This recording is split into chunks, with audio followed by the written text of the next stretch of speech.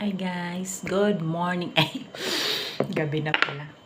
Matutulog na ako. Late na o anong oras na. Pero, syempre, hindi natin kayang palampasin yung pagwapa. Wait ha? Ayan, kita nyo na. Ngayon, gagawa ako ng mixture na kalamansi. Aray. Ito, kalamansi ito. Piniga ko na lahat kasi natutuyo siya pag matagal naka-stack sa ref. Ganito lang po. Wait lang. Ganyan lang po yung dami ng kalamansi. Kasi matapang yun eh. Kaya konti lang. Tapos, okay guys. Tapos na tayo maghilamos ha. Ito. Makita nyo na yun. Yung sukat ng ha. Ito, petroleum jelly. Kahit anong brand name. Basta petroleum jelly. Kahit mga ano bang pangalan na ibang name niyan.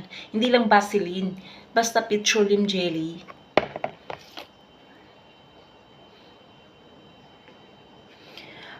Pagbaguhan ang gagamit nito mag-a-apply ha. Isang linggo ibabad muna. Oo, isang linggo ibabad muna sa kalamansi at saka ito. Damihan nyo. Yan. Yung olive oil at saka ito, sa umaga lang yun, i-apply. Pero pag ito, ibabad nyo. Okay? Ihalo ko na ha. Nakita nyo naman siguro. Ayan. Wait lang. Dati nga sa kwit ako, maraming kalamansi nga ang nilalagay ko dito eh. Pero ngayon kasi, medyo naglight na yung mukha ko, wala na yung itim. Parang nawala na yung magaspang ba. So, kunti na lang ilalagay yung kalamansi.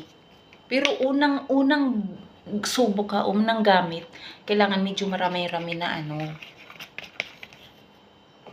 Tapos, yung pikas, wait. Ilalagay ko na ha. Ito sa kuton ha. Ayan. Panuorin yung ginagawa ko. Hindi halata yung ito. Ayan. Petroleum jelly na yan na may kalamansi. Unahin muna yung part ng ayan klaro pa yung pikas ko, 'di ba? Konti na lang light siya. Ayan. Ito yung pikas ko at saka ito. Unahin mo pagkuskus yung ganyan. Hindi naman mahapdi eh. Ayan ayan. Dumidikit siya. Ayan. Ayan.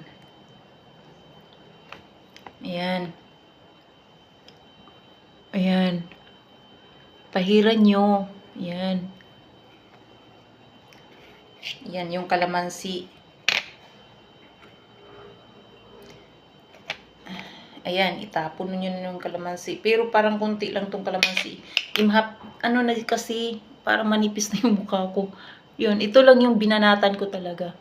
Ayan, yung pikas, ito. Ayan. Hindi ako gumagamit ng filter. Ayan.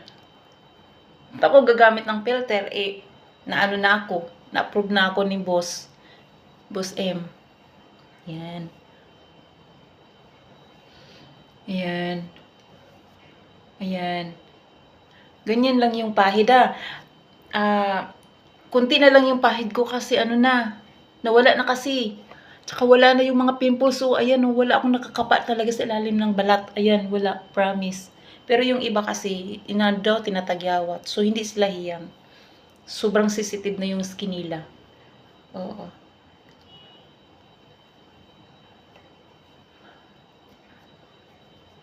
Itong ilong, banatan nyo kasi matigas. Sabi ng lola ko, yung ilong pag